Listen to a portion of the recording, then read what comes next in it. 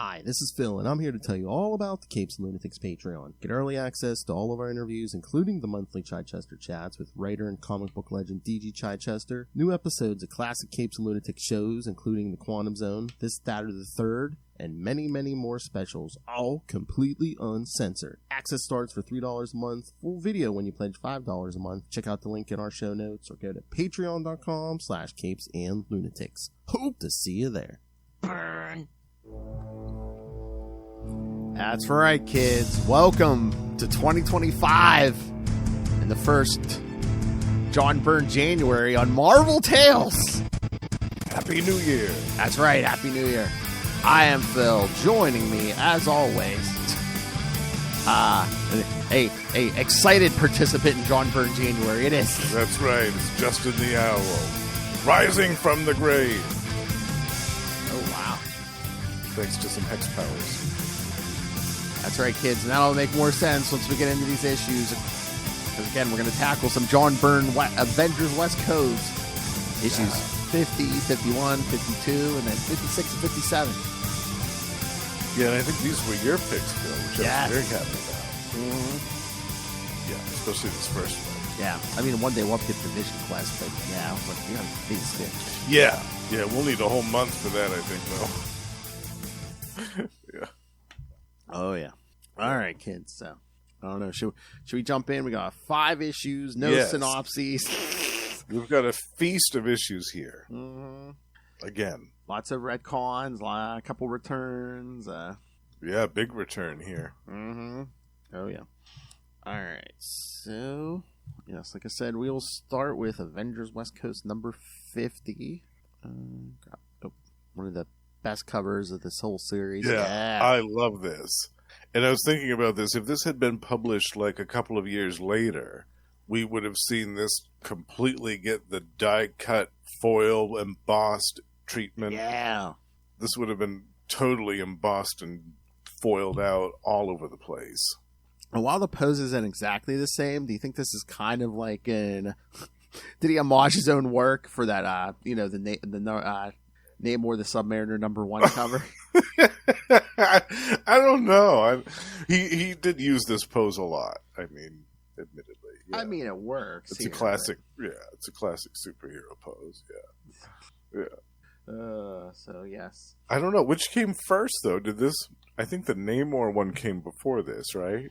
Or am I getting that wrong? I'm trying to remember, when was the Namor? Let's see this. I feel like actually maybe this came first. This might have came first because was this before Atlantis attacks or wait? Yes. No. Yeah, this did come first, and then the Namor series was because he left this series and then went to that, I believe. Okay. But he was still the writer of the Avengers stuff. Yeah. All right, kid. Yeah. Well, Avengers West Coast 50, cover date November 1989. Return of the Hero. Of course, writer, penciler John Byrne, inker Mike Macklin, colorist Bob Sharon, letterer Bill Oakley, and editor Howard Mackey. Like I said, no synopses, so jump into these on the app. Again, these are Marvel Unlimited. I have floppies, but it is also on the Unlimited. Readily available to read. All right, so yes, this one opens up. Yes, we see a woman with a big bandage on her hand talking to the Avengers. Yes, she is the widow of Toro, yes, the original Human Torch's old partner. Yeah. And we see the full assemblage of Avengers West Coast at this point, which consisted of U.S. Agent, who had just joined the team, Wonder Man, Wasp, Hank Pym, just going by his Dr. Pym persona with his flashy red jumpsuit, the Scarlet Witch, and the Vision, who had just gone through his own metamorphosis as well. Oh, yes, that's right. At the beginning of Byrne's run. Yeah. All right. I don't know what's up with this Wasp costume. Like her, she has the thing with her head's covered, but the front of her hair is sticking out and everything. No, it's so weird, right? We'll get the one towards the end of this where it's like one of my favorites. But yeah, that's. Oh, the white and blue one? Yeah, I like that. Yeah, I love that one too. Yeah. But yeah, this is Anne Raymond, Toro's wife, or widow. She's come to the Avengers for help, but we notice that the Scarlet Witch's behavior is a little off. She's got them crazy eyes, and she's lashing out. Calm myself. How can I calm myself when the whole world has gone completely insane? Now this mad woman wants to implicate the Vision in the death of her husband. Yeah. She like storms out of the room after like Wonder Man tries to calm her down and everything, and Yeah. the Vision's like, I'll talk to her. He's like, even though I have no emotions presently, he's like, she's still my wife. Yeah. So then, Hank Pym asks for the the trademark John Byrne flashback sequence. Flashback story. Wavy lines. Yes. Yeah. So yes, it goes back to when Toro saw that Torch. the original Human Torch had been killed with the Fantastic Four Supposedly. Yeah. Yeah. He basically goes to the funeral. But then he was tricked by the Mad Thinker Yeah. and used basically as a human weapon by the villain, which led to his death. Oh yeah. Yeah. First he's like, yeah. She was like, yeah. He needed for some scheme that was I guess the Mad Thinker was in with Egghead and the puppet man. Egghead, yeah, good old Egghead. Eggpeg. Pim's like, Peghead, you say?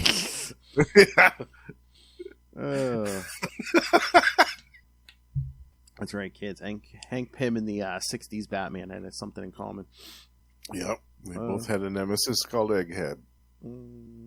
But yeah, and then she's telling them, of course. And again, this is another one. I think it's a Fantastic Four annual where the Thinker tried to use the torch to destroy the Fantastic Four. But I'm surprised there was no editor's note about that. I know. Yeah, I was expecting to see one in here, but no. But then, while Toro was under the Mad Thinker's control, he sent him to attack. Who could that be? The gorgeous Biscuit himself. Namor. That's right. My favorite. That's a great picture of him too. Look at that. More John Byrne drawing Namor. Yep, that's fantastic. But that was a good story with the death of Toro. I really liked that. Was that in the name? Wait, where was that at? I feel like that wasn't a. It was a. Yeah, it was a Namor story. Okay. It was a Namor. It was an issue of his '60s series. Oh, okay. I think. Yeah, we'll cover some of that someday. It's good stuff. And then Toro freed himself and saw Mad Thinker was getting away, so basically used himself. Sacrificed himself. Yeah. Slam Thinker into a volcano, but meanwhile, again, Mad Thinker's going to survive. But of course, yeah. But then Anne went to investigate where where the torch was buried, but the cemetery is all locked up and looks overgrown, and people in town are telling her, that thing's been closed for 30 years. Yeah. But then Justin's dream come true. Yeah, Anne comes over. There's Namor standing at her doorstep. Standing on the doorstep, giving that come hither glare. I was like, oh my goodness. Look at that. So that is a dream come true right there. Yep.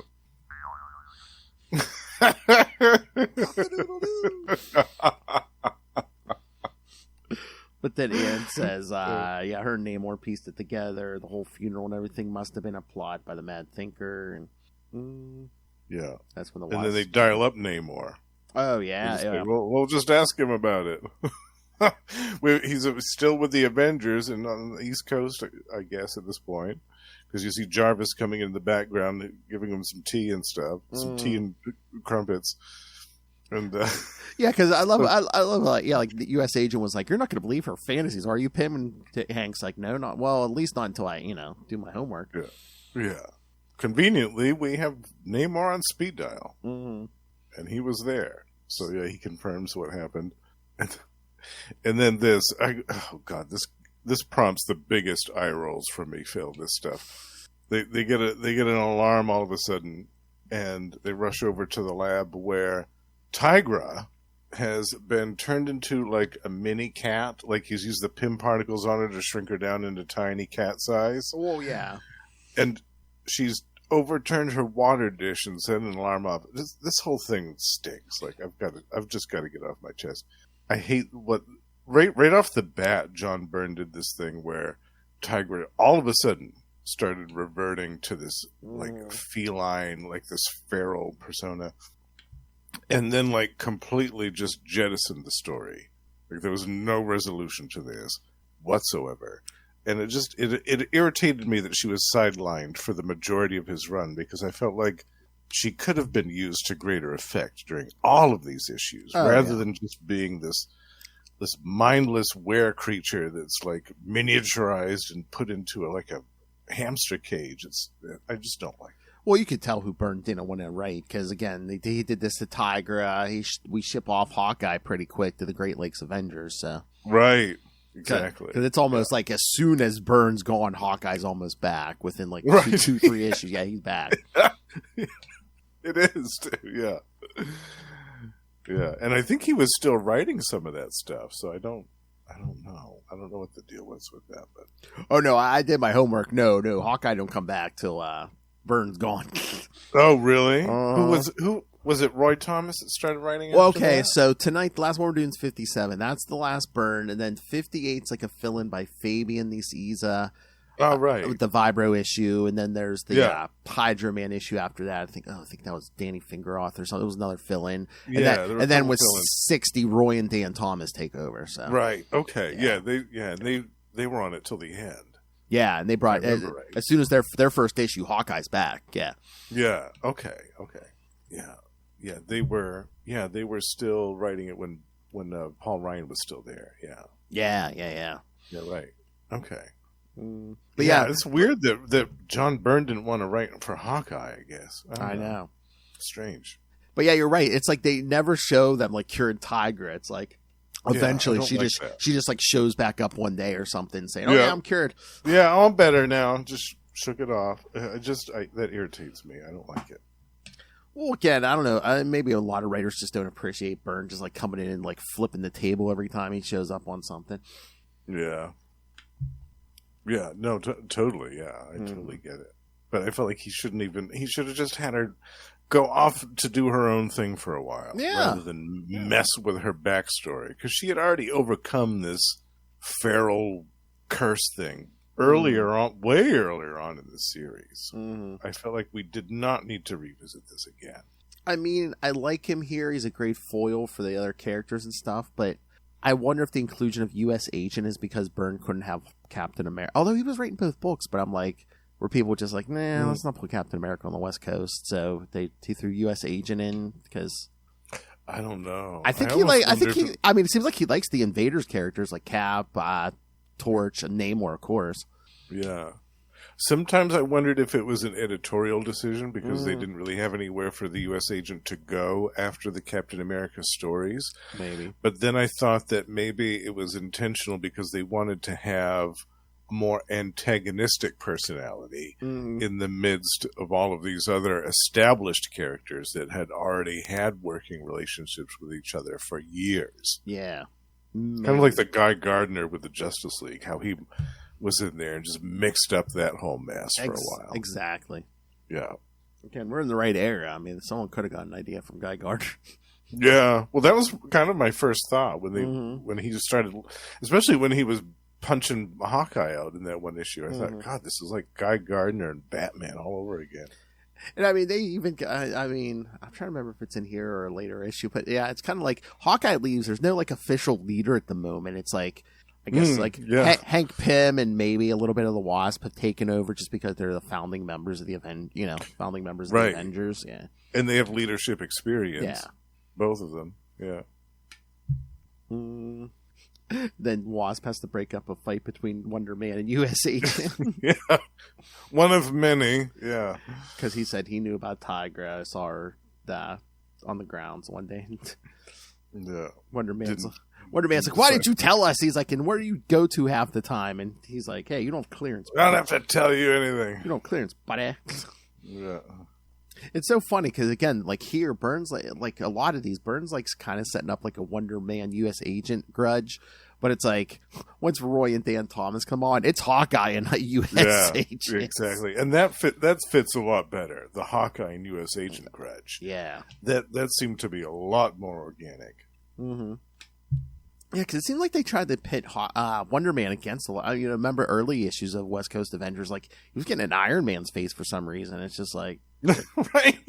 I know, yeah. Okay. It was kind of weird. Yeah, they were having some... It was during that whole Lost in Time story. They were having some weird, like, pissing contest. I don't know what that was about. It was more, I guess, maybe it was more like manufactured conflict. But again, you bring in U.S. agent. There we go. Yeah. Instant conflict. Yeah. So, yeah, the Avengers are talking about this whole thing because, I guess the torch could be buried up there because, as Byrne has retconned, the Vision was not the original Human Torch. Yeah. Just kidding. Mm-hmm. And then, Hank's trying to puzzle this whole thing out. And then we see, who's watching them? Immortus. Also another thing that won't be tied up until Roy and Dan Thomas. Yes, that's true. And it takes them a few issues to resolve that. Oh, yeah. I mean, if I remember right. God, that's like issue 62 or 63. Yeah. Yeah. It lasts for a few issues. They have to go through a whole thing to defeat Immortus and free Wanda, who's still wearing her darker than Scarlet costume in the midst of all that. We'll get to that. That is a big John Byrne trope, is turning a female character at least temporarily evil. Yes. And then having her be in a completely different costume for her evil phase. From Wanda, sexier costume. Wanda to the Phoenix, Sue Richards, yeah. That's why his time on Superman, I was surprised nothing happened to Lois Lane, you know? I know, yeah. And She-Hulk. Mm-hmm. Although, I guess maybe if it's a female lead, he's just like, I can just draw her skimpy. I don't need the excuse to put her in leather or nothing. Yeah. And then we go to, what is this, a movie studio or whatever? Oh, yeah. And, Master Pandemonium. Martin Preston, that's right. Master Pandemonium. Who hasn't been seen for a while. Let the Avengers count the hours of their last days. When next we meet, there will be Master Pandemonium who is triumphant. I think I did see a note for this. Yeah. If you look at, I think it's like, was it the second panel or something? A poster in Martin Preston's office advertises Fear Book, John Byrne's 1988 novel. Oh, that's right. Yeah. Yeah, he's written a few novels. Yeah. So at least one of those is real. Someone doing some self-promotion. Either that or the artist just decided to throw it. Oh, yeah, he's the artist. Never mind.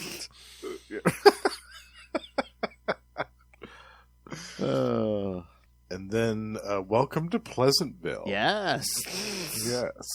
Pleasant by name, pleasant by nature. Yeah. The Avengers take a leisurely stroll around the cemetery, and I love this part where the Vision just kind of casually... intangibly shifts down into the Human Torch's casket and just kind of peeks in on him. I know. Yep, that's him. He's like, should I investigate? And the Wasp was like, gee, I don't know, Vision. Maybe we should. And he's like, it'll just take a moment. I'm intangible. I won't bother. I won't disturb it. Yeah, it's not going to, it's the most sensible thing. But yeah. Vision comes up. He's like, yep, it's him. He's like, yeah, of course. That's him. Artificial body should no signs of decomposition. And Wanda's getting all impatient. She's just with a wave of her hand. That's all it takes. Because they said they're waiting for the paperwork, and she's like, "Papers? The Scarlet Witch will not be bound by human bureaucracy." Human bureaucracy. And the Wasp notices that. She said, "What did Wanda just say about human?" Then the ground starts. All of a sudden, the ground shakes, and giant pillar of fire. Could it be? So Wonder Man jets off after it. Yep. And then back at the compound, another subplot. Subplot involving another the Scarlet Witch and the Vision's kids, who suddenly keep disappearing. She's firing all of these nannies because they keep losing the kids. The kids keep vanishing into thin air, and it hasn't been discovered why yet. But there's a knocking at the door as this nanny cannot find the two kids. She's looking around frantically. And as the door opens, we see two pairs of eyes looking at her. Do not be alarmed, child. I am here to assist you in the governing of your most difficult charges. It's so funny. Look at the first panel on that page. It's daylight outside those sliding glass doors. Yes, yeah. Then when she answers the front door, it's shadowy figure, and it's just like like a thunderstorm, and it's dark out. Yeah, dark as pitch outside. Yeah, it's so funny. I love that. Classic. I do like this scene when the Wonder Man's chasing after the torch, and he's like thinking, oh, he's flying pretty erratic. And he's like, he's probably confused, disoriented. I know how he feels. I've been dead myself. Yeah, exactly. If anybody can relate, it's this guy. Nothing like resurrection to mess up your thinking. Yeah, exactly. Like, and I'm glad, too, that they didn't have just an obligatory superhero fight during this. Just the Human Torch just blindly lashing out at people just because he can't. I'm glad that we got to avoid that trope for this issue. Mm-hmm. So he kind of talks him into coming down and meeting the others, and then we get that panel of him shaking hands with the Vision. Yes, another classic. I love the Torch. Thanks. Don't I know you? You look kind of familiar. Mm-hmm. So then we get more flashbacks from Hank Pym. This time Frankie Ray. 2-page info dump. Yes, because her father was Phineas Horton, the original creator of the Human Torch. Yes. Yeah. And it was his chemicals and stuff that gave her powers originally. She became Nova. Mm-hmm. And a Herald of Galactus, not to mention. So Hank's theory is that Ultron 5, who built the Vision, used like the chemicals and spare parts of Horton's to create the Vision. I love Vision. We have no way to test this theory. And Hank's like, I don't know. He's like, except that little trip I took through you as Ant-Man. Remember back during Kree-Skrull War? Oh, yeah, that little number. Avengers 94. Yeah. Yeah. He's like, and I was surprised to see parts that look like World War II vintage. So. Mm-hmm. Yeah, they had serial numbers on them and everything. Hello, Noel. The Wackos. Yes. That's right. John Byrne Wackos. John Byrne January. So. Yeah, this is so weird. I guess, I mean, again, they were doing this for years, like, after this, but, like, Hank and Jan are kind of like, I don't know if they're officially back together, but they'll... It's at least platonic at this point, where they're at least showing affection to each other, rather than they can't stand the sight of each other. Yeah, I mean, if they wanted back together, they should have, I don't know, some writer should have been like, oh, yeah, we're in therapy, something, just... Yeah, well, yeah. They both went over to the East Coast shortly after this. Mm-hmm. Didn't they? Yeah. Oh, yeah, I remember, because he becomes Giant Man and she becomes a giant bug. Yeah. Right. Oh, God. The crappening, yeah. Oh, God, poor Janet. Okay, I have a question. She deserves so much better than that. So the Wasp gives the Human Torch like an unstable molecules costume. Yes. So what was happening in the 40s? Yeah, there weren't any unstable molecules. I mean, then. he's an android, so does that mean he was just burning through his costume every time? I guess. I don't know. He wasn't naked at the end of those stories. I know. As far as I remember, I would have remembered that. Blonde himbo robot? Yes, I'm sure you would remember. You're damn right. You're damn right I would have remembered that. And they ask him to join the team. Yeah, I love that. I was really surprised by this, to be honest with you. When I read this the first time, I thought, wow, I wasn't expecting this in a million years. Naked robots. Yes, Noel. Justin and Lilith's fantasies, yes. That's right. Red Hud. Because for a long time, I knew about the original Human Torch, of course. I had read a ton of the Johnny Storm Human Torch, but the original one had been long dead when I started reading comics. And I thought, well, we've got Captain America back, and we've got Namor back. Like, why can't he come back, too? Especially the fact that he was kind of an android to begin with. Like, what's the big deal? Why can't we have him, another version of him come back at the very least? Like another android body. Oh, yeah. So when this issue came along, and I was super excited right away because I saw in the upper corner, they've got the little John Byrne heads up in the corner box there on the cover. Oh, and they had his head up there on the issue. I was like, oh, wow, he's joining the team right off the bat. I was like, this is great. Yeah, and even after Byrne left, he basically became like a reserve member, Yeah, he stuck around for a while, and he was criminally underused after that, but that's a tale for another time. Although he is in that issue with the first appearance of Living Lightning.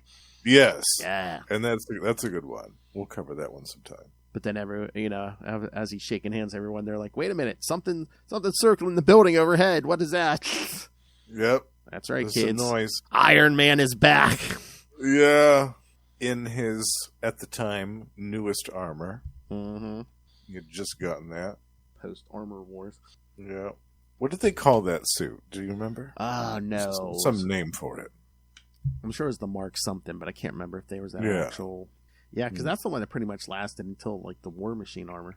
Yeah. That was a few years. Yeah. Like, what, 3 or 4 years? Yeah. Something like that, yeah. All right, so what you think of this one? I love this one. Yeah, like I said, this is a great surprise. I loved that the original Human Torch joined the team. I've always been a proponent that it doesn't matter if a superhero has the same name as another one. Mm-hmm. Why can't there be 2 Human Torches at the same time? It doesn't make sense to me why there can't be, especially in comic books. Like, why? Why does there have to be some rule that there can only be one? Oh, they ain't worried about that these days. I know, and I'm happy about that. With Spider-Man, Miles Morales, and Peter Parker, I love it. Mm-hmm. I think it's great, and I think that it should continue. We should have more of that. Mm-hmm. But yeah, I thought that this was great. Having him join the team, I mean, it definitely added a new dimension to the roster. Mm-hmm. Yeah. Iron Man armor MK 8. MK8. Yeah. Okay. I'll try to commit that to memory. MK8. Wait a minute, but then I click on the link. It says Iron Man Armor Model 9, so I don't know. Unless someone got the numerals wrong or something, but yeah. Conflicting sources of information there somewhere. Either that or they put down the wrong Roman numerals. I don't know. Link. Oops. Yeah, what did you think of this one, Phil? I liked it. Like I said, I love the cover. I love the story. I love... I'm sorry, I like the Byrne's flashbacks and stuff. Yeah, I do too. Yeah. Yes, we just said this. Yeah, how long was the OG Human Torch on the team? Pretty much through Byrne. Couple years. Yeah, through Byrne's run, and then he would make sporadic appearances after Byrne. He's more of a reserve character. Yeah, during the when Roy and Dan Thomas took over, and they did that Immortus story, he was on the team for that. Yes. And I think maybe a little bit after that, but they didn't use him a hell of a lot. Yeah.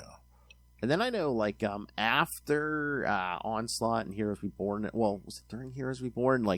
They did that Heroes for Hire book. He was basically running Oracle, but he was more he's basically the CEO. He really wasn't doing a lot of Human Torching at that. Right. Yeah. Just Jim Hammond, head of Oracle or whatever. That's right. He had a beard. He grew a beard. It's so weird. Yeah, and he had a few appearances after that in the 2010s, I think. Yeah. Yeah, sporadically. But yeah, he hasn't been used a whole lot, which I always thought was really strange, to be honest with you. Yeah, every so often they'll do a modern Invader story. He'll show up or something. But yeah, he was on Secret Avengers for a while. Yeah, I think, for a little bit. I don't know. How does he have hair on top of his head? No, I don't know. He willed it to happen, and it just did. That Phineas Horton, he was a master scientist, I'll tell you. So it's just a fake beard or something. Yeah, I don't know. I think Justin would like him hairless. No kidding. Flame on! That's right. All right, ready for the next one? Yes. All right, so let's get to Avengers West Coast number 51. Guess who's back? Yep. All right, so Avengers West Coast 51, November 1989. I Sing of Arms and Heroes. Same team, of course. Byrne writing and penciling again. Yep. Oh, this is interesting. They have the roster of the Avengers and the Human Torch is on there. Iron Man's under supporting characters. Supporting? Him and Agatha Harkness, yeah. Yeah, but if you look up in the corner box on the cover... His head's up there. His little head's up there, yeah. All right. Yep, torch. Again, those just so random sometimes. I know. I wonder what the intention was in adding the Iron Man back to the team so quickly after the Armor Wars stuff finished up. Maybe just people consider him a draw. It's just Yeah, because he wasn't gone for very long. I don't think, right? Like, was it maybe a year? Maybe, because I think this might be the first Byrne issue he's in. Maybe. Yeah. Unless he was in when we get the Acts of Vengeance. Can't remember if he's in any of those, but but I don't remember. Yeah. But again, it's like now with Iron Man back, you have 3/5 of the founding members on the West Coast Avengers. Yeah. Yeah. Although that's a full team. Oh yeah. Although not that everyone knows that. Yes, that's true. Because he's not going to tell anybody who his identity is. Well, again, yeah, because the kids people were giving him so much crap during Armor Wars, and again, this is when Tony had his secret identity still. He told everyone, oh, well, after Firepower blew up the Silver Centurion suit, he was like, oh, the original guy I hired to be Iron Man is dead. This is a new guy in a new armor. So he shows up, and he's just like, boy, he's like, I'm not getting the warm welcome. They're all giving him the stink eye. Yeah. Because Hank, Jan, and Wonder Man are all like, well, we know who used to be in that suit, and he's still alive, so is this Tony Stark? I can't tell you. I'm sorry. I thought that was weird, to be honest with you. Why couldn't he tell Hank and Janet? Yeah, because that was one thing. Because U.S. Agent was questioning him, and then U.S. Agent leaves the room. So once U.S. Agent leaves, why wouldn't he be like, yeah, it's me, Tony, but don't tell U.S. Agent? Yeah, exactly. Yeah, I don't understand why he couldn't just tell them right then and there. That would have resolved all this tension. Because it's Tony Stark, Captain of Port like this. Well, yeah. Right. Yeah. And then we get a quiet stroll with the husband and wife, Scarlet Witch and Vision, having a quiet day out when they go back home and suddenly find, look who's waiting for them. Agatha Harkness. Yeah, and her cat Ebony. Old lady Agatha Harkness, yeah. You know what I was most pissed about the MCU, Agatha Harkness? We didn't get Ebony at all. Yeah. No Ebony at all. Too much CGI, I guess. I don't know. Yeah, I'm not having it.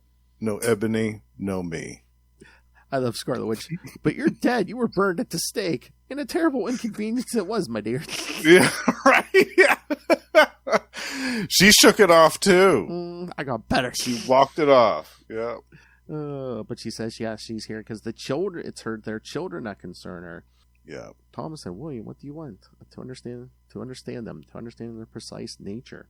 Here's some real John Byrne mind-blowy crap going on here. Because she's like, they're normal children, and Agatha's like, normal? With a mother who's a mutant and a father who's a synthezoid? Yeah. Because again, it took magic to conceive these kids, so yeah, okay. Yeah. And here's where she drops the bomb right here. She says, in the danger-fraught life you lead as an Avenger, there are many times when your concentration must turn wholly to the task of survival, even times when the action of some miscreant has rendered you insensate.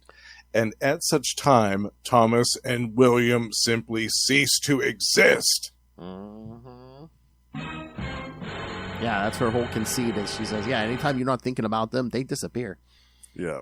That's why all these governesses and nannies can't find the kids all of a sudden. They disappear. Yeah, she's like, you've already fired half a dozen of them because, because you don't want to hear what they want to tell you. Yeah. Then we see Human Torch flying around. Anne Raymond's still sticking around. Yeah. He meets Anne Raymond. Yeah. And then all of a sudden they are attacked by a legion of demons. Yes. Knock the torch in the pool. They hear a scream. They all run outside, and the battle is joined. And Hank's like, "There's only one demon. There's only one villain who has access to demons in such abundance, and who'd be interested in us." And I love Iron Man. You mean Master Pandemonium? But the last time we saw of him, he was being swept away by the River of Oblivion, deep in the realm of Mephisto. And then Hank says, "Yes." He's like, "That's the last time we saw him." But the Fantastic Four encountered him, which we got to do some of that. Oh yeah. But then Hank's thinking, and you're knowing about our last encounter raises an interesting point. Did Stark brief you on all his Avengers exploits? Or, and he doesn't finish that thought, but it's like, are you Stark? Which he is. So much tension. And then U.S. Agent comes out. It's like, what's going on? What the place is going on out here? Like, slams his shield right into the face of that thing that's waiting outside the door for him. yeah. Then we get a great butt shot of The Torch getting out of the Human pool. Torch coming out of the pool. I'm like, oh, look at that. He's bringing some cake to dinner. Oh, my. Oh, my. Eat this up with a fork and spoon.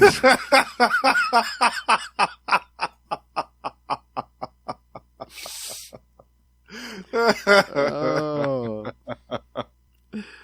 But I love how Anne Raymond's like, she's like, careful. She's like, careful, you're still wet. And he's like, oh, okay, just all I do once I turn on my powers, he basically just boils the water off. Boils it off in like a split second. Mm-hmm. Flame on. So they're all fighting the demons, but Jan says to Hank, "Is it in my imagination, or does there seem to be no point to this battle?" And he's like, "You're right. Demons don't seem particularly intent on killing us. They just seem to want to keep us occupied." Yep. Because they also crashed into the Vision and Scarlet Witch's place. Yeah. Yep.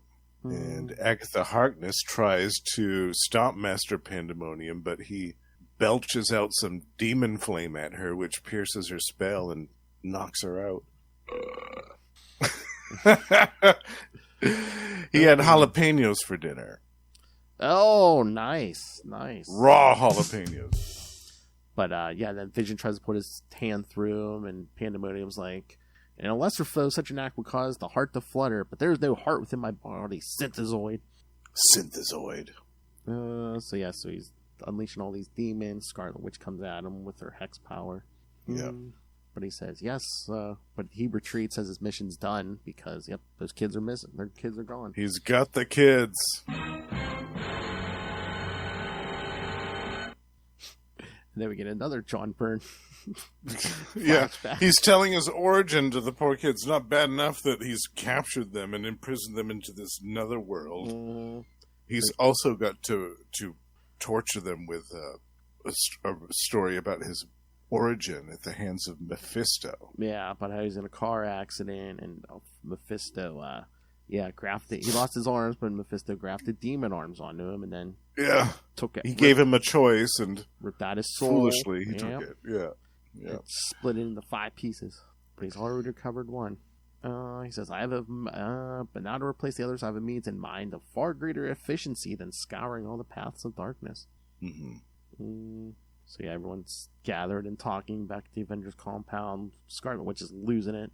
Yeah, she even I forgot about this when she knocks out out the wasp. Yeah. She's like, "Oh, shut up!" She said, "Stupid, prattling, ineffectual humans! My babies have been stolen!" Poor Jan. How many Avengers are going to backhand her? I know. Yeah. And then again, Jan also has to remind everybody for the second issue in a row, what was that Wanda said about humans? It's like, will everybody please take a moment to listen to the Wasp? Well, she's also, again, she's going, stupid, prattling, ineffectual humans. Yeah. It's just, she keeps going on about humans and stuff like that. So it's, nobody's really, even besides the Wasp, nobody else seems to think that that's cause for concern. I mean, I guess they're thinking she's in a bad way because of what happened to the Vision and now the kids, but. Well, yeah. And like in the issues before this, that organization messed with her. Yeah, there was a whole bunch of stuff that happened, but yeah. But she tells Agatha Harkness to take her to the kids, so Agatha opens a portal in the Avengers. Well, they leave the Torch behind, but the rest of them go with Scarlet Witch. Yeah, I love this how in the beginning they were giving Iron Man the stink eye, but they're like, yeah, you can come with us. We don't know who you are, and we don't really trust you, but yeah, the Human Torch, you stay here and hold down the fort. Iron Man, you're with us. I'm thinking at least Hank and Jan are probably like, you know what, this is probably Stark. Yeah. So I think, again, it's a while in the Roy and Dan's run, but I think eventually when it comes clean, they're like, yeah, we knew. Yeah, we knew. We know all along. We're not stupid. We're like, he kept slipping up and, mentioning past adventures where, Yeah. But yeah, I do love that one page where, like, they're going in the Pandemonium or whatever's realm, and Immortus is like, I can't see what's happening. I can't see where they're going. Yes. Yeah, that's enough to drive him crazy when he can't see what's going on. Yeah, he's the ultimate warrior. He has some kind of big secret planet that focuses on Wanda, but he's like, if something happens to her, all my plans are all my years of careful scheming would have been for naught. It's all hinged upon Wanda. So they go to this place, which looks like an idyllic paradise at first, but then everything comes alive and starts attacking them. Yeah, like the landscape's attacking them. Yeah, all the trees, even the ground itself. Yeah, but then they see some I love that. You see some kind of building.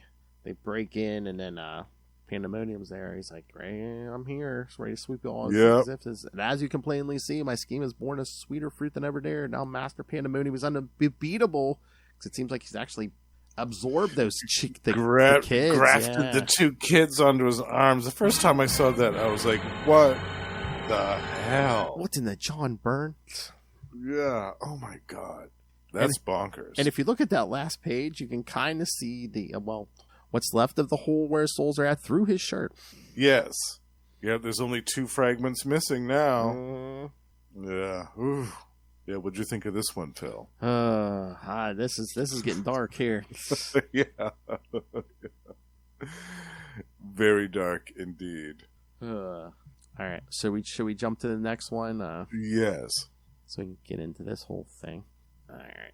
Yes, Master Pandemonium reveals the untold secrets of his origin and the shocking truth about the Scarlet Witch's children. Yes.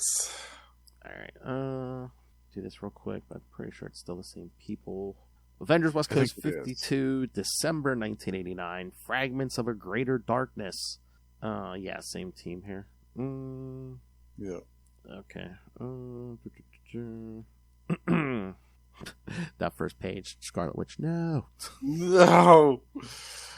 Boy, if her hold on sanity was slipping before. I know. This is gonna push her right over the edge. Because not only is Master Pandemonium, like, the kids are like basically his hands now, but he's firing like fire blast through them. Yes, and they're becoming like more like mutated and demonic looking as the moments pass. But yeah, it gets worse because the Avengers try to attack but because nothing works. He says, "You don't understand. I kidnapped the offspring of the Vision and the Witch to use their young souls to replace the missing pieces of my own. Imagine if you can't my joy upon discovering Thomas and William are pieces of my soul." Oh. So he was just trying to substitute, but he's like, no. It's a happy coincidence. They are pieces of my soul. Or are they? Well, yeah. So when he says, yeah, thanks to their mutant energies, I've increased my own power 1,000-fold. Just shooting out all these demons at them. Yeah. And these demons are more powerful than the ones that they faced before. And just like this one page, what page is this? This is page, page 6, where U.S. agents go, demons they may be, but we're the Avengers. Let's show them what that means. And the Wasp is like, not bad for a moment there. U.S. agent sounded almost as impressive as Captain America. So I wonder if Byrne had like a whole redemption arc storyline going on. Like eventually we were going to turn him into the West Coast Captain America. Maybe, yeah. Maybe that was going to be his long-term plan. Eventually he'd sand down them rough edges and stuff. And right. Yeah, that's possible.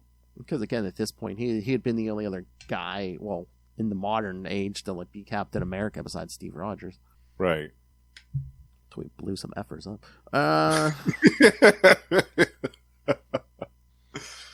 Oh, and then this part surprised me the first time that I read it. The Vision is just kind of he's casually strolling through these demons and thinking that none of them can harm him, but then one of them grabs him and twists his head around backwards. It's like, no, Synthezoid, think you not? Think you not? And the Vision just drops. So. Yeah, and he is out. Wonder Man's like, it'll take hours for his internal system to repair such major damage. Yeah. So Wonder Man goes and tackles Pandemonium. And then one of the kids basically just starts eating Wonder Man's head. Yeah. Starts biting him in the face. Poor Wonder Man, damn. And then meanwhile, back on Earth, back on Earth, the Torch is basically flying around the compound and sees. Well, I guess Tigress escaped, but she's colored white on this one page. So yeah, I know. Yeah, she got her color wrong. I wonder. I can't remember if it was like that in the original issue. It was just on the app, but that made me laugh the first time I saw it. I was like, wait, did someone forget and just think it was a cat running by? Yeah, just a random cat. Yeah. But then he goes back to check on Agatha and Anne. And once again, we get a pandemonium origin. Yes. Again. Yeah. I know. Just in case people weren't around for the last time. So Agatha has a theory that Wanda, when she married the Vision, she desired to create a more normal life. One of her upbringing meant having children. She cannot do that with the Vision, however. So Wanda used the power to alter probabilities to make it possible for two of them to start a family. Her offspring were combined, born of a combination of magic I taught her and Wanda's own mutant power. But lately, the imbalance. So yeah, every time she stops thinking about them, they disappear. She says, yeah, there must be something really weird with them, because she's like, yeah, even Doctor Strange officiated at their birth, and for him not to sense anything different about them. Yeah. That's some major league power. Actually, I forget where she says it, but I think eventually doesn't she say it's like, yeah, well, she had to draw them, from somewhere. Yeah. But we see, Agatha can see what's going on. Yes, because Ebony followed them through.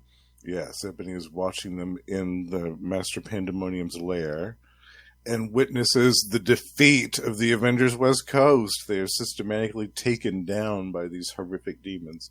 Yeah, we get 2 pages, almost no text on them. Just the defeat of the Avengers. Yeah, that was wild. But then he wants the witch, and yeah, he's still got 2 fragments of his soul missing. He wants to do something about it. Yeah, but then he's gonna take. He says, "Let's see what happens if he infuses the Scarlet Witch with infuse the children with the Scarlet Witch's own soul." And then Hank's like, "Stop!" He's like, "There's something you haven't taken into consideration in this mad scheme of yours. You say Thomas and William are parts of your own missing soul, yet they were born before you had your meeting with Mephisto." Right. So then we see, Mephisto. We cut to Mephisto's lair, lounging on his demonic lawn chair. Yeah, yeah, right. I do love John Byrne's Mephisto as well. Yeah, he draws a great Mephisto. Because I guess Mephisto's monologuing to himself, says, "Yeah, it's true." Rather, again, that was one of Byrne's favorite issues he did, Fantastic Four 277, where Franklin Richards pretty much just destroys Mephisto. Yeah, wiped him out. Yeah. But yeah, he says, of course he recombined over time. I soon discovered I was diminished. The Richards brat had shattered my essence into 6 parts, and 5 were still scattered wide. I was restored. I was at 1/6 my full potency, 1/6 of infinity. So yeah, that's how he tricked Master Pandemonium. It was never his own soul for which he searched. Rather, I made his a receptacle for my own missing quintessence. Yeah. The other Avengers tell him, yeah, that's true. But he's like, no, there's some kind of ruse trying to delay the inevitable. But then the Torch shows up, and he says, here. He's got 2 glowing shards in his hand, which he offers to Master Pandemonium. Yeah, he's like, I believe these belong to you. I want your promise the Avengers will be released unharmed. And the agent's like, no, you can't be trusted. But he gives him the Master Pandemonium, he sticks him in, and then he's like, what's this? Basically gets sucked into that hole. It feels so strange. Yeah, he implodes in upon himself and disappears. Yeah. But then Mephisto appears, and Scarlet Witch is like, where are Thomas and William? And Mephisto, where they will be no further concern to you. They are restored to their proper places, a part of me. A part of me. And then Mephisto is attacked by Ebony. This is my favorite part. Ebony starts taking the fight to Mephisto. And we really don't see the fight, but the Avengers are just like, ugh. She's like, ugh, you turned her inside out. I'm glad we didn't have to see that. Yeah. But Agatha Harkness contacts Wanda and says, there's only one way to get you all back to Earth and end this battle. She says, open your mind to me. Open your soul. And all of a sudden, Scarlet Witch and Mephisto start screaming. Yeah. What happened?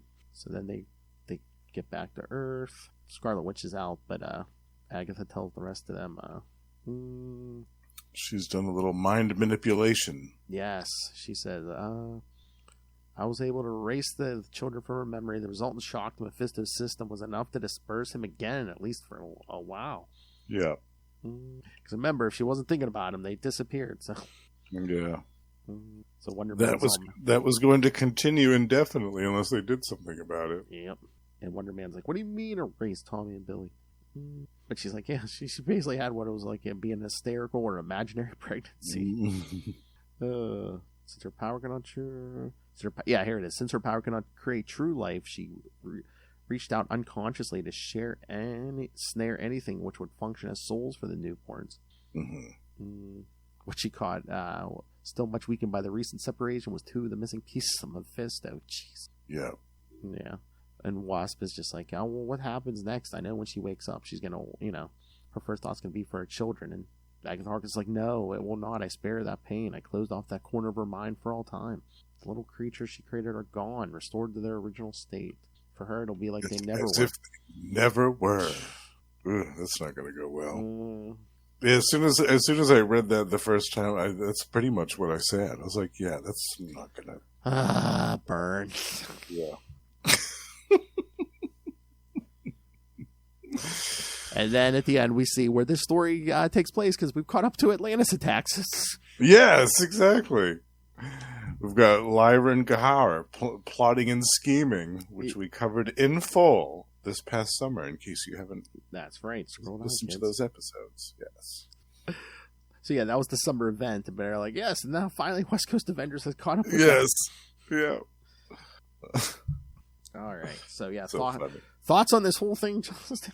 Yeah, this is a little weird. The first time I read this, I wasn't really a fan of just erasing those 2 kids like that. I thought that's kind of weird. I mean, I get what they were trying to say, like she created these kids with her power. Like I understand that aspect of the storytelling, and it's interesting. It's an interesting concept, but just to kind of mind wipe her or make it at least an attempt to mind wipe her and pretend like they never existed is just, it seems like it's really cruel to the character. I mean, you've already put her through the loss of her husband first, and then you're going to get rid of her kids too. I mean, I get he was trying to break her down a bit and like have her go through this kind of nervous breakdown, which leads to what we'll see later, but I don't know. It just seemed like it was too severe in retrospect. Do you know what I mean? Yeah. I feel like this could have been done a different way. Yeah. Again, it's Byrne just breaking down a female character. Yeah. Yeah. Definitely. Ugh. Yeah. All right. So should we jump ahead a little bit? Yes. Yes, kids, because we're gonna skip over Acts of Vengeance because that's the whole thing. One day we'll get to some Acts of Vengeance. Oh yeah, definitely. It'll take us a while, though. All right, so we're going to skip ahead to Avengers West Coast 56, which we kind of did part of this issue during Atlantis attacks. Because yeah, we did talk about that. Because Byrne was like, hey, I messed up. Yeah. All right, so yeah, Avengers West Coast 56, March 1990, Darker Than Scarlet. Byrne still writing and penciling. Inker, Paul Ryan. Yeah. Colorist Bob Sharon, letterer Bill Oakley, and editor Howard Mackey. All right, so yeah, that first page. So yes, kids, Byrne's completed the trifecta. Yeah, they're another evil woman. He's turned another woman evil. Yeah, again. I mean, she'd already kind of went off the deep end once during the Wundagore Mountain story. Yes. With the Darkhold and all that stuff in the 70s. So once again, she was going bad. Yeah. And she's got Agatha Harkness, U.S. Agent, Wasp, and Wonder Man prisoner. Yeah. And here comes the scene. Oh, yes. This is it. This is when it happens. Yeah, because, yeah, it's telling Wonder Man, she's like, oh, how handsome he is and stuff, and, does it please you see me not only free of the vision, but free also of such petty moralities as once encumbered me? And she must be using her powers because she's leaving scratches down Wonder Man's chest as he's well, you can see kind off. of the hex. You can see a little bit of the hex magic as she's tearing at his shirt. I'm like, oh no! But yeah, what's she doing to him? You kind of just see the top of the back of her head there as Wonder Man screaming no because again we did talk about this during Atlantis attacks. But, where is that? Yeah, Page 6, panels 6 and 7 depict the back of the Scarlet Witch's head. These images were not part of the original story submitted by John Byrne. These images are speculated to have been drawn by Chris Iliopoulos. The addition was made to clearly show that Wanda's head was not below Wonder Man's waist during the time she was torturing him. Torture. Oh, John Byrne. I know. Yeesh. Yeah. So I want to know. So how was she? Well, I mean, there's other things that be done with her. I don't know. Yeah, this whole scene is just so weird to me. Still to this day. The first time I read it, I was like, "What? What is going on here? What is this?" It's almost like the porn parody because like there's an audience, you know. Yeah, it's. I don't know. It's so strange. But meanwhile, we see Hank Pym talking to the Torch and Anne.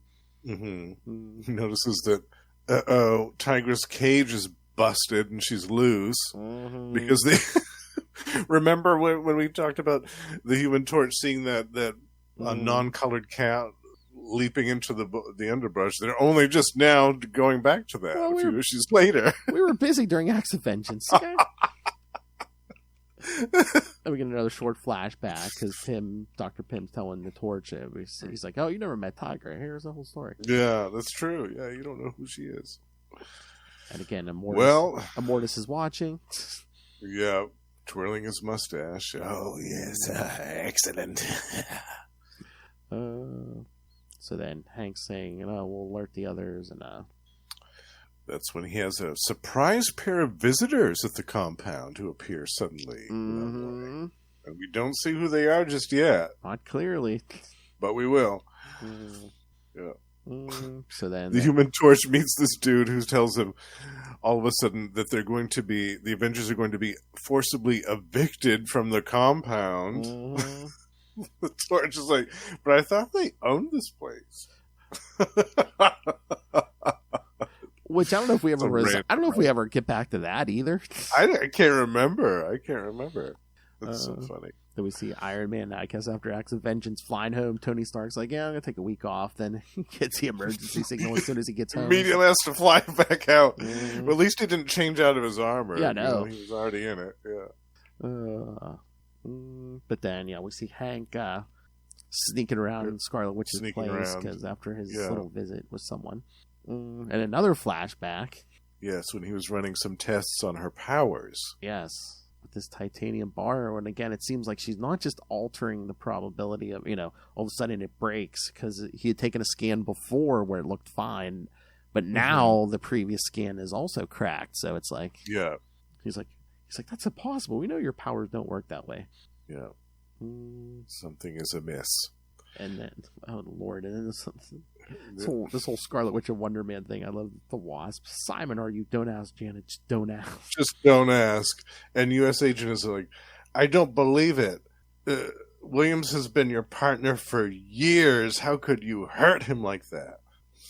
And she says, such outrage, U.S. Agent. Could it be that you are jealous of Wonder Man? Could it be that you wish such special consideration for yourself? Then Daddy walks in. Yeah, Magneto. Yeah. And then Hank's like, oh, yeah, it fits. He's like, he escaped before, we rounded up a bunch of people at the end of Acts of Vengeance. Yeah. He was nowhere to be found. The wizard ran his big mouth and said, oh, yeah, Magneto's one of those guys in the inner circle. Yeah. But they should have probably sussed that out anyways, right? Yeah. Oh, but this is funny. Hank just kind of shrinks part of the wall to make a hole. Yeah, I loved that. I think that's the only time we see him do that I can recall. I think so, yeah. That. I thought that was so cool. But then just casually strolls into the room. Magneto's like, stay back. I have what I came for. There's no need for conflict between us. And Hank, I think I'll be the judge of that, Magneto. What you came for happens to be my teammate. Even Scarlet Witch is like, ex-teammate. Ex-teammate. Basically saying she's going to take mutant side over mutants versus humans. Yeah, she's gone full rogue here. Then Hank pulls a weapon out of his pocket. But then he gets hit. He doesn't get a chance to use it. Yeah, he is knocked out by... Who is it? Could it be? Of course. I love Magneto. Quicksilver. Yes. So yes, we set forth at last that path will make us masters of the world. Yep. Cliffhanger ending, folks. There it is. Yeah, I mean, it'd be a decent story if Byrne just hadn't. If did what he that did with the whole, Scarlet Witch, yeah. the torture scene had been omitted, this would have been excellent. Yeah, I mean, I'm still, in retrospect, I'm still not a fan of the Scarlet Witch going evil. Like, I don't really like it. Anytime that it's ever happened, I'm not really. It hasn't been done to my liking. Let's put it that way. Yeah, no. The only one I thought was halfway decent was the Wanda Mountain one I mentioned. Yeah. That actually made sense. I was like, okay, I can see her getting possessed by the Darkhold. Yeah. Like, that makes sense. Like, that's. It was demonic possession. Legit. It was like 2 issues. Yeah. Yeah, that's legit. Like, Chthon trying to possess. Like, I get it. But this stuff, this mind game stuff, and then the stuff later on with the House of M, like, no, I can't handle that. I don't like it when they give Wanda nervous breakdowns. I just don't. And then the rest of this issue, well, again, we discussed this again during Atlantis Attacks, but we saw when Cap re-met the Human Torch, and we kicked off Atlantis Attacks with Iron Man saying, the Submariner's dead. And then we get a page-long explanation from John Byrne himself about that he effed up. Tigra's appearance in the Atlantis Attacks Avengers Annual, even though she was still a kitty cat. Because Mike Higgins, the writer, wanted to know which Avengers, were, and Byrne accidentally put Tigra on the list, even though he shouldn't have. He said, I goofed, I'm sorry. Now, if you'll excuse me, I have to go eat a bug. How does he not remember he's had Tigra locked in a cage pretty much his whole run? Yeah. So funny, right? All right, let's wrap this up. Yes. All right, so... And again, it's not going to be a true wrap-up, kids. That's true. This does not get concluded. Spoilers. Yes. All right. Decent cover, but... I love the cover, yeah. Avengers West Coast 57, April 1990, family reunion. Same team as last issue. And no synopsis. All right. Yeah, there must be somebody that doesn't like John Byrne out there that deleted all these Or maybe they issues. didn't like the Scarlet Witch stuff, That's true. That's possible. Maybe they share my feelings about Wanda's forced nervous breakdowns and how they're not necessary. So, yeah, the Scarlet Witch, Magneto, and Quicksilver are... Quicksilver's like, should I kill him? And like Magneto's like, no, stay your hand. And, I guess we should mention at this point, after Acts of Vengeance, the Vision stayed on the East Coast. Yes. Yeah, he went over there for repairs and was just like, you know what? I'm going to hang out over here for a while. Yeah. But the Torch is still arguing with that guy at the gate, but then he gets the emergency signal and flies over. But unfortunately, he doesn't do too well against them. It puts him in a flame cage, which is pretty cool, but then, Magneto kind of bursts it and they take off. Yeah. And destroys the entire compound as he leaves. At least that house, yeah. Yeah. Yeah, the building they were in is completely obliterated. Iron Man flies after the... Yeah, because Iron Man shows up. Yeah, he doesn't even, land. He just, he gets in Magneto's face, and it's basically like... Because Magneto attacks him, and he's like, no, Tony Stark demagnetized my armor, so it can affect me. But then Wanda shuts down all his automatic systems. With a hex, yeah. And Quicksilver says, Wanda, no, we should capture... And she says, too late, brother. Iron Man is done for. He plummets to his demise. Magneto, his employer's ingenuity doom him, but for the anti-magnetic agents in his armor, I might yet reach and save him. If he wanted to. Yeah. So, then the rest of the Avengers are standing around talking, and back at the compound, they're trying to figure out a plan.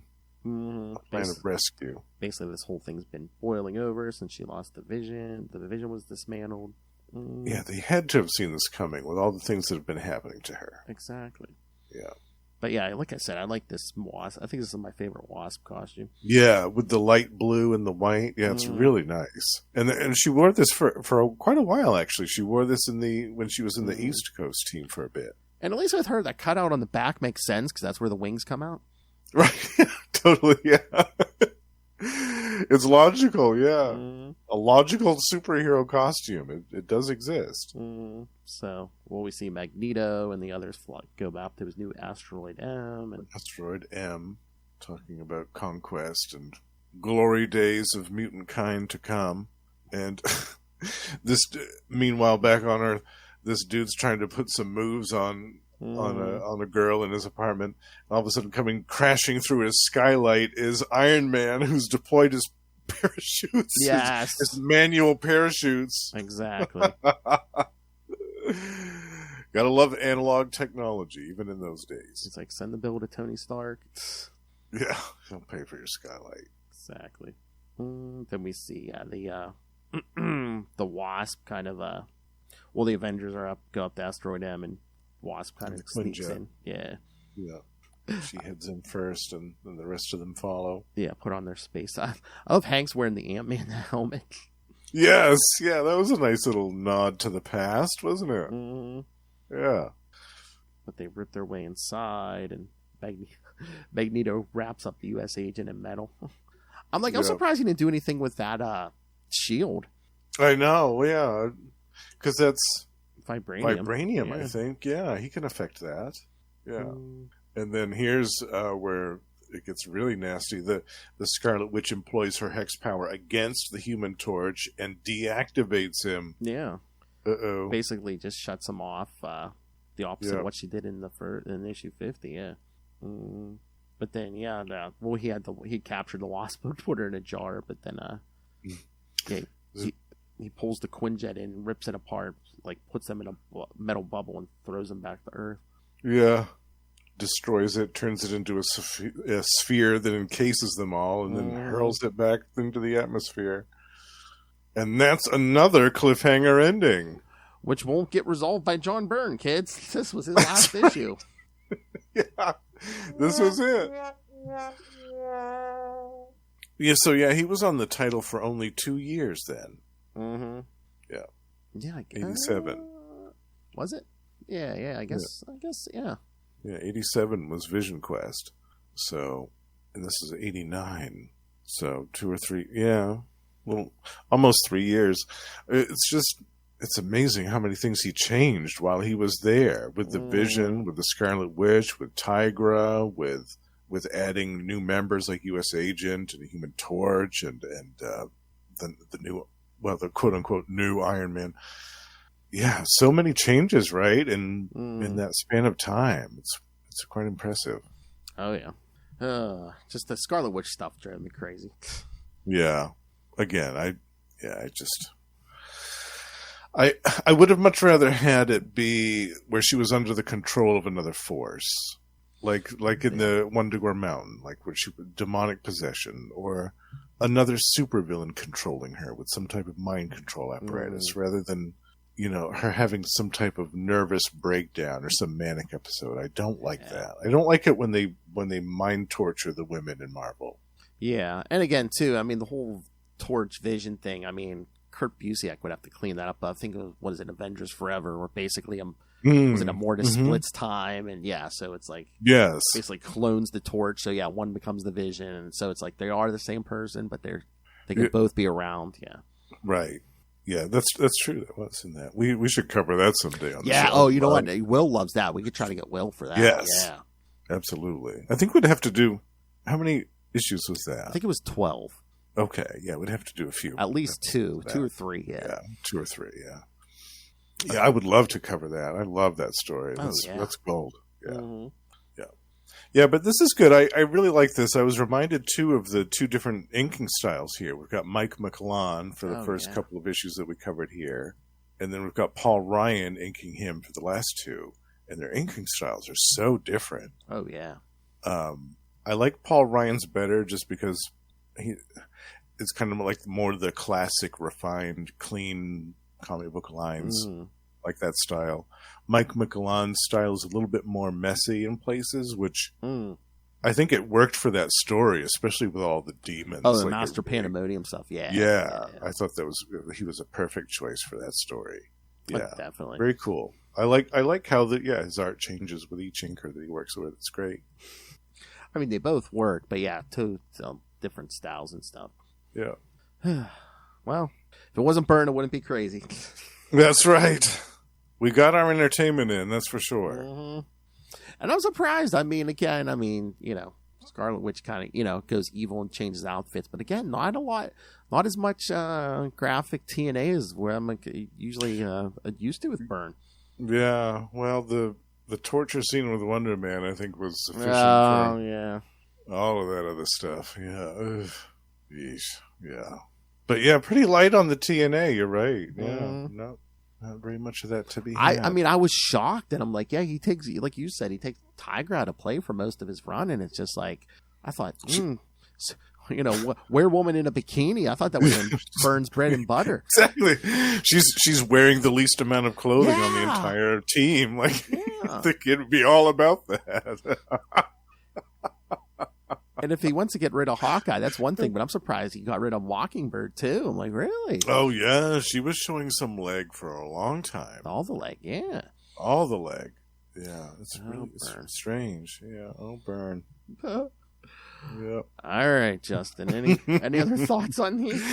No, I'm glad you picked these. I'm glad you picked it because I do love this era of Avengers West Coast. And like I said, I feel like the best thing that he did during his run was to bring back the original Human Torch and put him on the Avengers. I feel like that was really the golden crowning achievement of his time on Avengers West Coast.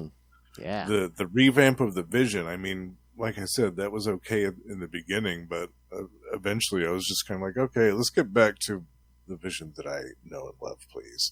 Mm-hmm. And the whole torture of the Scarlet Witch, like I wasn't fond of that, but for the most part, I did like his run, but overall, I feel like his best moment on the series was bringing back the Human Torch. And reintroducing him to what was then the modern era. I mean, I think that's probably the whole point of the Vision Quest, that he wanted to bring back the Human Torch. Yeah, he was kind of leading up to that. So they could be like, oh, this isn't the Human Torch. Yeah. Right. Yeah. All right, kids. So next time here on Marvel Tales, the next 2 episodes, we're going to do some Byrne, but we're going to do some Byrne Fantastic Four. That's right. We're switching gears. Yeah, fantastic. Well, we've done a lot of Avengers. All December was Avengers, and then we got this. Couple of different coasts. We got some East and West Coast. Exactly. But yes, next 2 episodes, we're going to do Fantastic Four. Fantastic Four 242 through 244. And Fantastic Four 261 to 263. Yes. Get some Galactus in here. Yeah. And again, too, we're also doing John Byrne January on X-Men Classics. So we already did the Proteus Saga. Stay tuned for Days of Future Past and send us your thoughts on that. Another classic. All right. So, yeah, kids, send us your thoughts on all of those. Email us. CapesandLunatics@gmail.com or call the voicemail 614-382-2737. That's 614-38-CAPES. And remember, you can find all things Capes Lunatics episodes, social media, merchandise. Get your brand new Capes Lunatics merch, the classic Capes and Lunatics merch. And remember, you can always, more frightening than Mephisto or Master Pandemonium. Lil Hellfire demands that you rain random money on us through the Cash App link. Make it rain. You think disappearing kids are bad? They'll never appear for Lil. Make it rain. And of course, speaking of the Queen, so you can find me and her on Patreon every month, giving you exclusive, uncensored content. And Patreon members, sign up now and you can suggest topics for discussion like our good friend Justin does a lot of times. We've taken these suggestions. So join me in the Patreon Elite, and maybe someday they'll do one of your bonus episode suggestions as well. That's right. So sign up at patreon.com/CapesandLunatics and find everything at tubespace.io/CapesandLunatics Podcast Network. That's tubespace.io/Capes and Lunatics Podcast Network. More vicious and brutal than ever. All right. Now for this Justin the Owl. You can find him here on every week, either on Marvel Tales or X-Men Classics, sometimes both. You can find him, again, over here, you can find him. We'll be doing the random Energon Universe or One World Under Doom podcast. I can find him on Capes Lunatics Sidekicks over on We Are the Night. The Batman Podcast. At least once a month talking Azrael with me, and sometimes he pops in to talk other things with me and Lilith. And you can catch him every so often on Electric Mullet, the Superman podcast, sometimes with myself and Tyler Patrick, talking some That's right. 90s Superman. I was gonna say, what else do we do? But that's not all this gentleman does. You can catch him also elsewhere on these fine shows. Yes, these fine shows. Every month you can find me on Gamma Charge with Russell, where we are alternating coverage every month on either Immortal Hulk or the Sensational She-Hulk, another John Byrne spotlight. Eventually we'll be getting back to his stuff. And over on Predator and Prey, we are joined by the High Priest of Khonshu, Ray, and Sparky to discuss some classic Dark Horse comics featuring Fox's Predator. And on my solo project, The Lost Library of Legends, I discuss some lost and obscure and forgotten comic book relics of the past few decades. And by the time this episode airs, I will be doing a multiple episode spotlight on an Ultraverse title from the 90s. We're going back to the 90s here, bitch.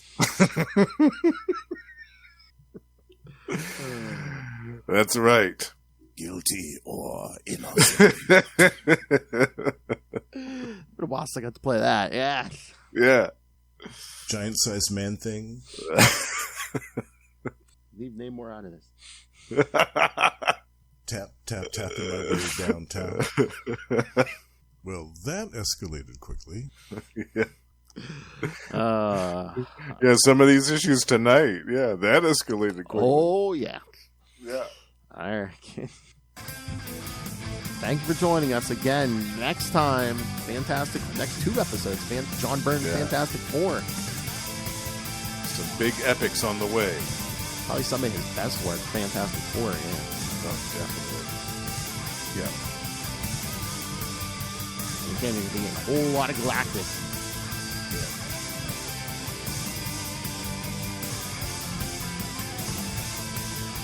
I think a bunch of guest stars in the next episode. Yeah, I think so too. All right. It's one of the issues. Come back next time. Keep track of your kids. Good night.